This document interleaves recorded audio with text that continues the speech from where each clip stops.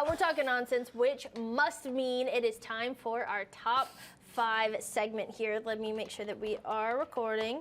Dun, dun, dun, dun. And we are. All right, cool. So, again, this week's top 5 topic. Last week we talked about our New Year's resolutions, looking forward, looking to the new year. This week we are appreciating and kind of giving credit to ourselves a little bit about what we're grateful that we accomplished in this past year, in 2023. So, as a reminder, Cody, we're going to take you through yours. Sure. So this one was an easy number 1, which is obviously just adding to my repertoire of being a dad. Our third sweet little baby girl has now joined the world, our sweet little Eleanor, and she is just the best. She's smiling, she's sitting up, and she loves the wiggles. She's only 3 months, but I tell you, you can just kind of tell like what grabs her attention and what doesn't, and which is great because we're a Wiggles household with Ava. I actually took her to see the Wiggles in person, which was just the best. So that one was awesome. Love that. So number 2 was joining a gym. I've been very, very focused on my just health in general, but especially my physical health for this year.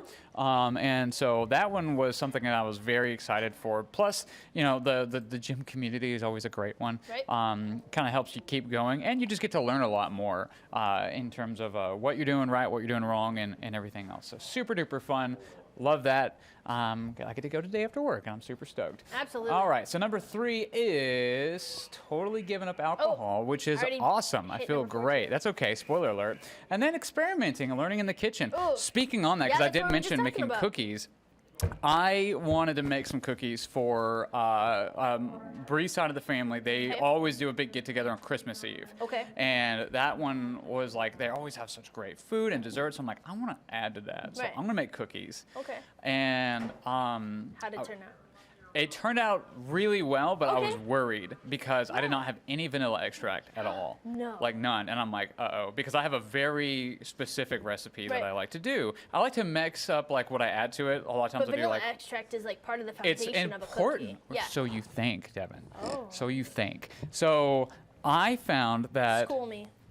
I can use syrup. And it sounds Syrup and coffee. weird. Why didn't I think of that? I appreciate the elf reference. You're welcome. But I was like, okay, this is not going to do well. And, because like you use a very finite amount of vanilla extract. So I'm like, well, what do I use for syrup? So I just kind of Buddy the Elf into that mixture. And it made it very sticky. And I'm like, oh no, what have I done? But Ruined everything. so I thought so too, because I'm like, this thing is going to be just a big mess.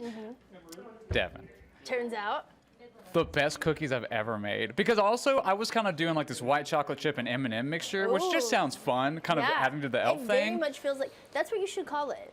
The elf cookies? Yeah. So I'm keeping that one on its own. That one will continue with the vanilla extract. Incredible. Without the vanilla extract? No, so with the white chocolate chips and M&Ms, that'll keep the vanilla. Normal. But I tell you this, I've been doing, you can get they look like chocolate chips, but they're Reese's peanut butter. I've seen those. Do that with small, semi-sweet chocolate chips, and you add that, and it's like this softness. Even after baking, and this is me talking, and so we're gonna maybe cook it a little longer than we should. Okay. These things were so soft. The softest homemade cookie I've ever made. That sounds so good. Why Reese's with the syrup? Kind of cut the I sweetness, don't or know. It's just because they are just, at this point, it's just like eating a Reese's because you got peanut butter and chocolate, putting it together, and then the softness of this extra sweet. I don't know how to describe it. Okay. But like my wife was like, you are making these a lot more now. Like she's like, don't you ever change this recipe? Like you just kind of like, this is my chemical X. Yeah, and you keep experimenting with things, but then you might not remember how much you put in for what. And like you said, you just felt the amount of syrup, so you don't know how much syrup you put in. Did you just realize that? Yes, and I'm like, I need to have like a kitchen notebook for like Cody's recipes on like whenever you wing something. Oh my gosh, yes. Write it down. Like, what was that? There was a Disney movie, and his name was Cody, and it was a teenage boy that loved baseball, but accidentally Cody's Kitchen Cook-Off. No, I don't think that one was Cody. Cody was the where he was a merman. Oh yeah, and Agent Eddie's $1 Million Bake Off. Eddie's $1 Million Bake. And his Cook-Off. dad. It was Cook-Off. Cook-Off. Yeah, that's right, because he did the double egg crack. Yeah, with one hand.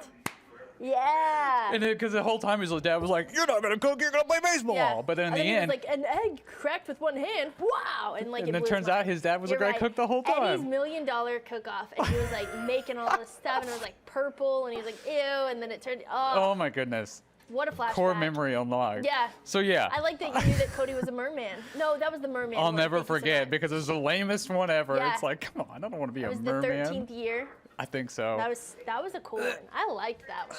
You can be Agent Cody Banks though. I can. That. Oh. Oh no. Well, you almost got me on another tangent because I was like, did you know Frankie Muniz is a race car driver now? Yeah. And it's just like, And he this was is in a what rock it's like to band, have and our he remembers brain. none of it What? because he was a race car driver, got in an accident, and now he doesn't remember any of his time or most of his time on the show, and he doesn't remember a lot of his. I didn't know this part. Yeah, he was on Dancing with the Stars, and so they have to give like their sob stories or whatever, and that's what he said that he struggled What? with. And then what is the dad's name on the show? He's Oh my gosh. genius.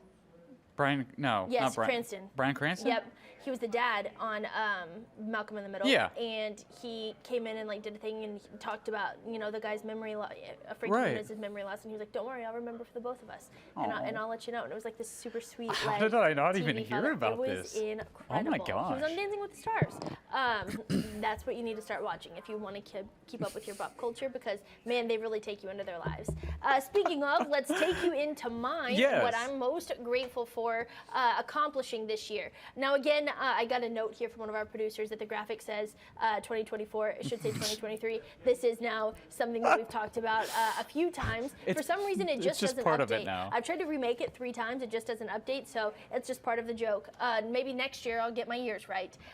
First one, obviously, starting therapy. I have talked ad nauseum about this. Starting therapy is my greatest accomplishment that I did all year because it made me healthier for me. It made me healthier for my family, Yeah, for my definitely. son specifically moving forward. I now know how to have better conversations with people. I know how to deal with my emotions in a healthier way. Not that it was, unhealthy to begin with, but just having those tools of moving through every day, knowing that nothing can really knock you off kilter, knock you off track. There's And- always room for improvement. Exactly. And so to be able to have those tools, work your way through them, being able to communicate effectively and know that you're able to be genuine. You're not like triggering any fight or flights or moving through past traumas or, those kinds of things. Being able to do that and talk to somebody that you don't have to worry about like also their life, that you can be a little selfish, I guess, for that hour to be able to unload everything on them, and then they're going to give you tools back because that's their job, right? Yeah. So that was phenomenal. That was my absolute favorite thing that I did this year. Second, completing year 2 on East Texas now. I love my job. I love y'all, and I love all the friendships that I've been able to make in East Texas, and I'm just grateful that I get to continue doing that. Thirdly, ending my people-pleasing habits. Obviously, that goes hand in hand with starting therapy. That's what my therapist really helped me get through. But being able to not spread myself too thin, I think culturally it's super easy for a mom and a wife and a woman in person, really in general. Because those are a lot of jobs you just listed. Exactly, that you feel like you need to, Right. give Let me do all and give this and on top of give. everything else. Right, and Yeah. then you really can't give from an empty cup. And so being able to assess and holding power in my year of 30, turning 30 this year, being able to say, you know what, that doesn't suit my family's needs, that doesn't suit my, best interest. I love you to death, but I'm not going to do that, right? Right. Love that I've been able to embrace the power of no. And finally, learning intuitive eating. So I wanted to talk about this because I think that it's topical for everyone starting the new year, right? People have weight loss goals. People have, I want to eat healthier. I want to maybe cut out meat. I want to cut out sugars. I want to cut out, it always becomes something specific, right? And a lot of times that bounces back so fast. Oh yeah, no, that's a lifestyle vengeance. change, and Right. you cannot do that. Exactly. And so that I've noticed, throughout my years, I've done the exact same thing because I'm normal, just like all of you guys, in that you are like, oh, I really want to lose, 5 pounds. I really just want to like tone up, or I really want to, whatever. So I'm just not going to eat carbs, or I'm not going to eat red meats, or I'm not going to do sugar, or, processed sugar, or whatever.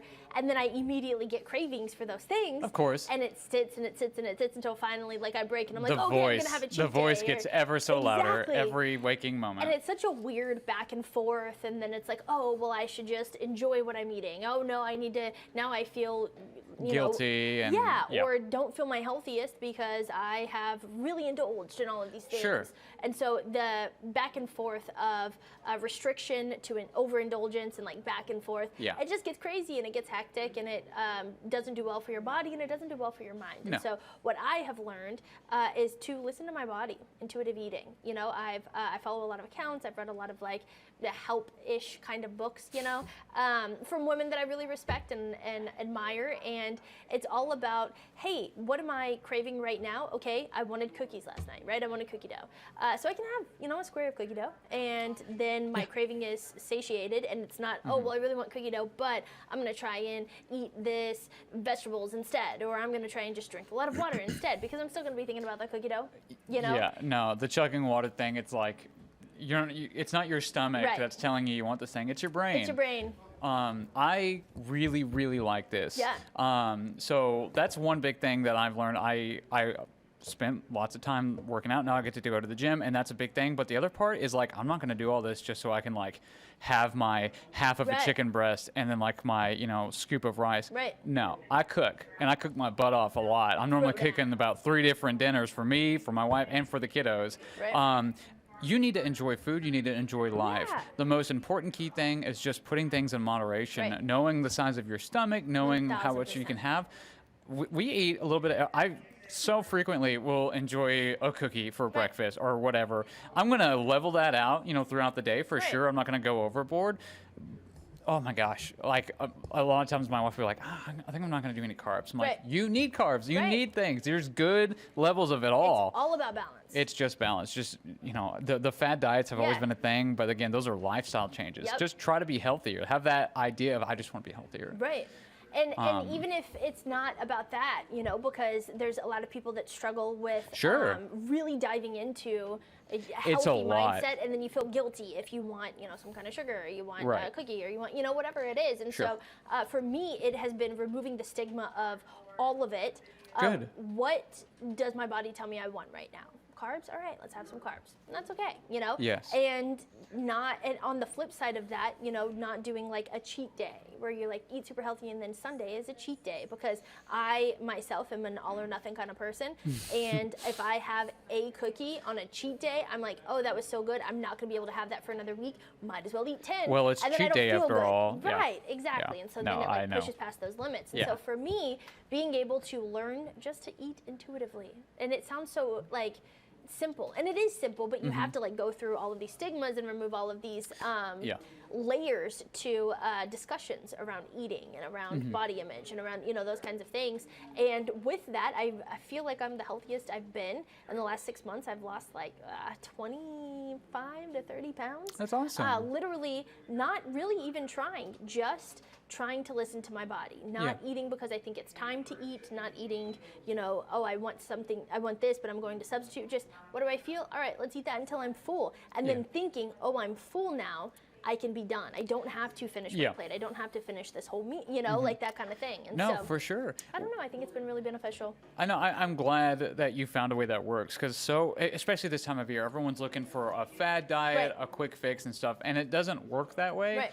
And you're just going to be setting yourself up for failure if you try to do that. You're not just going to be like, all right, I'm only going to have half a chicken, I'm going to have cauliflower rice, and then I'm going to have a half of a potato that I cooked 5 days a week. And it's like, no. With no seasoning. Because you're going to be miserable. And sadness. Yeah, no, not at all. I tell you, I've been trying to figure out the diet thing for like 5 years. And I think everybody has for so long. And once I stopped like focusing so much on exactly what each thing had, and I just kind of focused a little bit more on portions, making sure that I wasn't being sedentary, and that's really what started getting me working out and running and doing whatever I could just to move, just to do anything, and just focusing more so much on the proportions rather than exactly like, oh, you better not do this, better do that. It worked wonders. And then it's a lot easier to where, okay, this is kind of working for me. And if you want to kind of go a little harder in one direction or not, you do what's best for you. But that way you're also not feeling like you're trying to fit in with any kind of societal standard, Right. but you're also not immediately setting yourself up for failure. Because food is great. Right. And as long as you're Food's eating great. it right and in certain amounts, you can probably, for the most part, enjoy pretty much whatever you want. Right, and just listening to yourself. Yes. You know, Yes, listening, yes. listening to when you're hungry, listening to what you're hungry for, and listening to when you're not hungry anymore.